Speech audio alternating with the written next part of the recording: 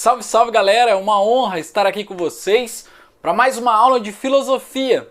O tema da aula de hoje é o racionalismo da Idade Moderna, né? E um tema importante para mostrar uma ruptura dentro da filosofia daquilo que a gente estava acostumado com a Idade Média, certo?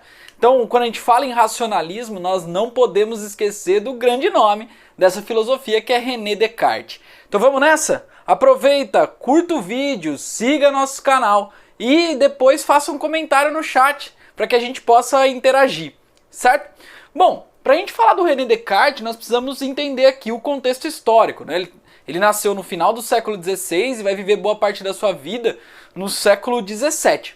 Esse período é o período que está acontecendo, né? O fim das grandes navegações, a formação do absolutismo monárquico, a formação dos estados nacionais, a ascensão do poder da burguesia. E junto com todos esses surgimentos nas relações sociais, essas influências nas relações políticas, nós vamos ter também um modo de compreender o mundo, que é o modo, obviamente, dessa classe social que vem surgindo, vem crescendo cada vez mais, que é a burguesia.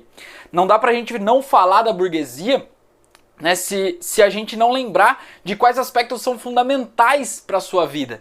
E vale lembrar que a filosofia tem como origem, né, como uma natureza, vamos dizer assim, a prática do comércio. E mais para frente, claro, a prática de ser dona dos meios de produção da indústria, por exemplo, né? Então, falar da burguesia, nós estaríamos falando necessariamente de um olhar atento para a matemática, um olhar atento para a racionalização do mundo. E, obviamente, como René Descartes nasce nesse meio de ascensão da burguesia, ele tem uma influência muito forte na sua educação, que é pautada pelos ensinos aristotélicos, né? Obviamente, então Aristóteles, que fazia parte da filosofia daquela época, aprendida nas escolas, e também, não é por menos, a matemática. E como um bom estudioso da matemática, ele desenvolveu um apreço muito grande pelo método e pela ciência, porque para ele a matemática era a ciência que não dependia dos sentidos, ou seja, basicamente 2 mais 2 são 4 e isso não depende do que eu vejo, isso não depende do que eu sinto com as mãos, isso não depende do meu paladar. Tá? Nós vamos ver que ele vai problematizar isso ao longo da sua vida, mas no fundo, é isso que importa. E a ideia dele é tentar trazer essa ciência matemática, né, essa ciência exata que não depende, obviamente, dos sentidos, que pode trazer uma exatidão, uma regra geral mais clara, mais precisa, para dentro da filosofia também. Então, como a gente sabe, o Descartes, antes de ser um magnífico filósofo, se é que dá pra gente desconectar uma coisa da outra, ele era um grande matemático, né? E por ser um grande matemático, ele criou uma nova ciência, que era a análise da geometria, né? Uma geometria analítica, vamos dizer assim, e ele criou até a própria sorte aí, né? O nome de ciência da geometria analítica.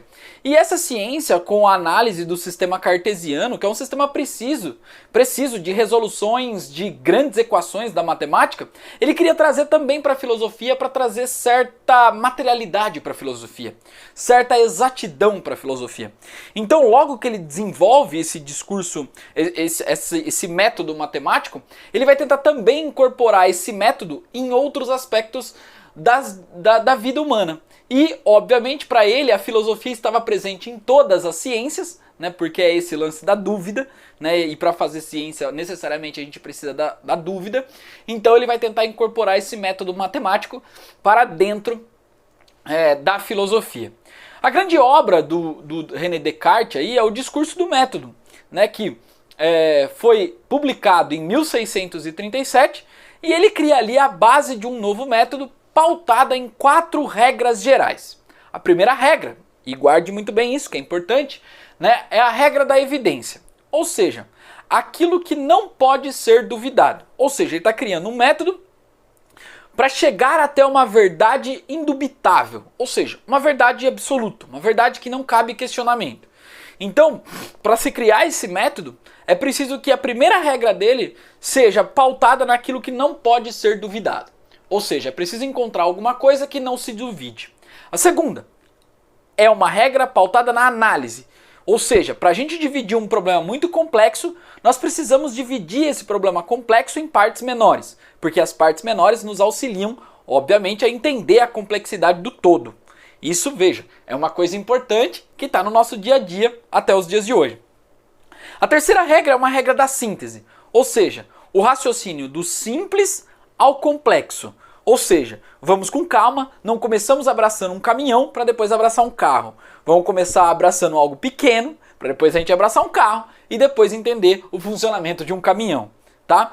E o quarto, da enumeração. Ou seja, depois que você produziu todo esse conhecimento, passou esse conhecimento por esse método que você acabou criando, é importante que você enumere e revise o seu trabalho, porque só a revisão, né, a leitura crítica do seu trabalho, é capaz de encontrar algum erro, algum buraco, algum deslize no pensamento. Então, esse método rigoroso de pensamento, segundo ele, vai trazer uma concepção de verdade indubitável para os seres humanos. Então ele está preocupado com isso, com essa verdade indubitável, tá? Bom, então, o que ele estava preocupado necessariamente para criar um sistema de pensamento, para criar um método de pensamento, né? Ele está preocupado em entender as bases do conhecimento e os limites do conhecimento. Primeira coisa, será que aquilo que eu penso é certo? Né? O que me garante isso? Então eu preciso de provas concretas, eu preciso de verificações a todo momento sobre o que eu penso para saber exatamente se é verdade aquilo que eu penso com a realidade. Então, como eu já disse em vários outros vídeos, é o seguinte, a grande preocupação dos filósofos é tentar compreender a realidade. E a realidade, ela tem múltiplas formas de compreensão. Então, o que o Descartes está fazendo nesse momento é criar um método que possa trazer o mais próximo possível a compreensão da realidade do jeito que ela é, tá? Então, a primeira coisa que ele está fazendo é, será que aquilo que eu penso é o certo? Né? Por quê? Ele começou a fazer reflexões sobre o seu pensamento, sobre as suas crenças, sobre os seus princípios, e ele percebeu que muitas das coisas que ele pensava era baseada em falso conhecimento, né? Ou seja, depois que verificado, ele percebia que aquilo não tinha nenhuma concretude, não tinha nenhuma materialidade, não tinha nenhuma racionalidade. Então como é que faz se eu comecei acreditando nessas coisas que me contaram e consequentemente eu construí novos conhecimentos a partir dessas coisas que me contaram? Então tudo aquilo que eu construí sobre esse alicerce de uma coisa que é falsa, também seria falsa, certo?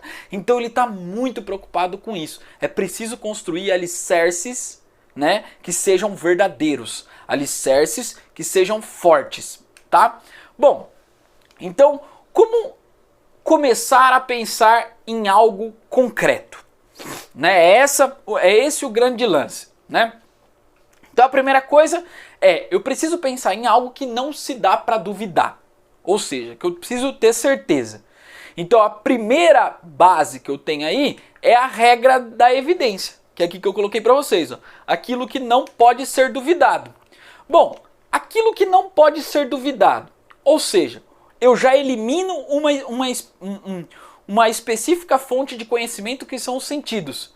Ou seja, os sentidos nem sempre traz para mim uma verdade indubitável, né? Ou seja, às vezes alguém me fala alguma coisa enquanto eu estou de costas, né?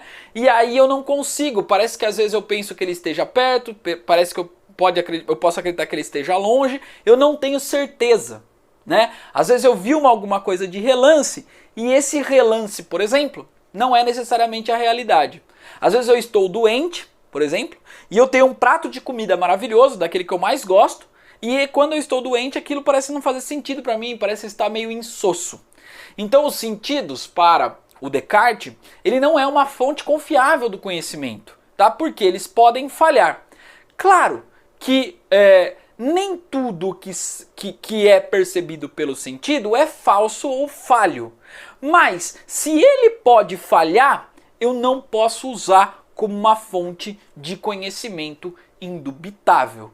Tá? A gente não pode dar margem para dúvida, beleza? A gente tem que guardar isso e entender isso exatamente. Tá, e aí então beleza, então se os sentidos eles não podem ser utilizados, então por que não fazer uma reflexão sobre o meu próprio corpo, sobre aquilo que, né, eu acho que eu tenho, por exemplo, será que esse próprio corpo é meu?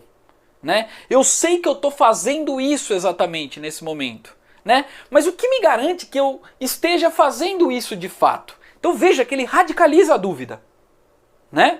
Inclusive para as ações do dia a dia. Então será realmente que eu estou fazendo isso?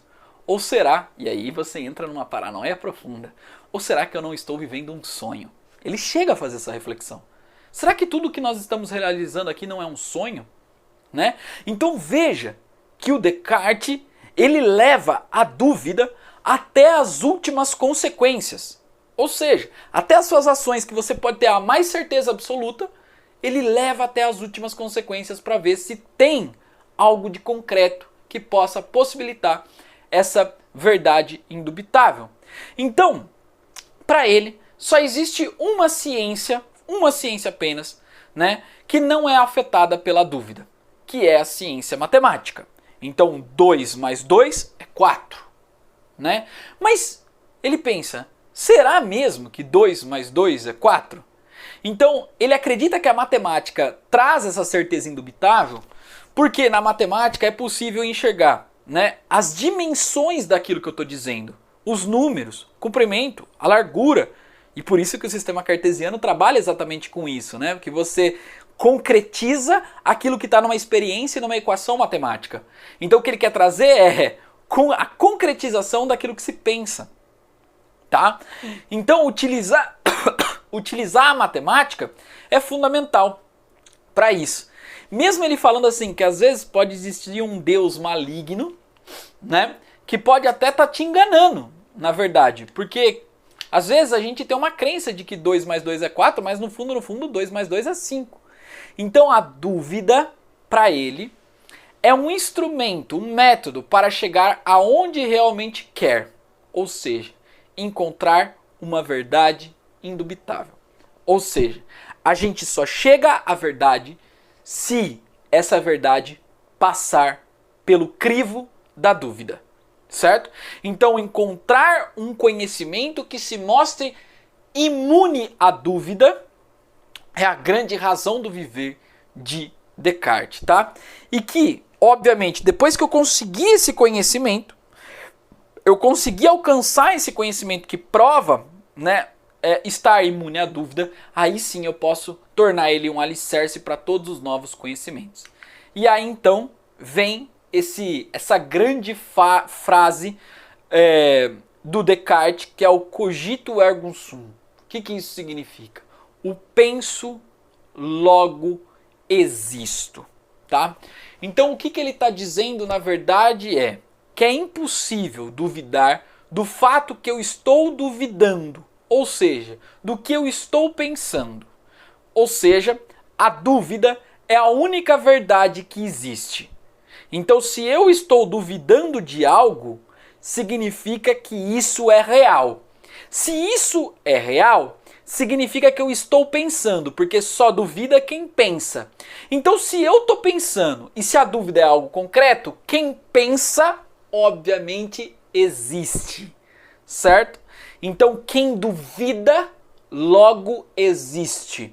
Então, por isso que ele bola essa frase do penso, logo existo, porque a dúvida é motor central disso, tá? Então, eu posso me enganar, claro que eu posso, mas o que é uma verdade, mesmo a partir dessa enganação, é que eu estou pensando. O meu pensamento pode levar até a enganação, é verdade, mas o que é verdade é o meu pensamento, é o ato de pensar, é o ato de duvidar. Então, duvidar já é pensar. Então, estudar o pensamento, estudar a nossa capacidade de duvidar, é, obviamente, estudar a consciência, certo? Estudar essa consciência que está implicitamente no ser humano. E aí vem aquele lance de corpo e alma, como se fosse duas esferas duas esferas da vida humana, vamos pensar assim, né? O corpo, a experiência sensível, a alma, os aspectos do raciocínio e da inteligência, tá? Pois bem, então vamos pensar na ideia, né, a ideia de Deus. Então quando a gente fala de ideia de Deus, significa que a ideia de Deus é obviamente, o Deus todo-poderoso, todo-presente, todo-perfeito. Então, como que o ser humano criou um ser tão perfeito como Deus? Né? Então, por que eu vou duvidar de Deus? Será, né, obviamente, que esse Deus existe? Será que o ser humano que criou esse Deus? E ele vai perceber que se esse sujeito é tão perfeito, né, tem tanta perfeição, isso significa que o ser humano não é capaz de pensar não é capaz de criar esse pensamento, não é capaz de criar essa ideia. Ou seja, Deus, né, é a causa desse pensamento que já está posto, tá? Então, existe uma causa, né, que é Deus, e essa causa é uma ideia inata, que já nasce com os seres humanos. Então, por mais que você duvide disso, né, você sempre vai chegar a essa verdade indubitável, tá? Então, todas as ideias que nos parecem claras e distintas são verdadeiras. Então, no fundo, se você levar a sério essas 4 regras gerais do seu método, né, e fazer, obviamente, o estudo sobre isso, você vai perceber que, obviamente, nós estamos nos aproximando daquilo que é considerado verdadeiro. E aí você deve estar perguntando, por que então esse indivíduo é chamado de racionalista? Porque, para esses indivíduos, como o Descartes e o Spinoza, né, só a razão é a fonte do conhecimento verdadeiro. Tá? Só o ato de pensar, o ato de duvidar, né, é o grande motor para o conhecimento verdadeiro. Beleza, meus amigos? Espero que vocês tenham gostado. Essa foi a aula sobre racionalismo, René Descartes. Deixa seu like aí, se inscreva no canal. E um forte abraço. Valeu!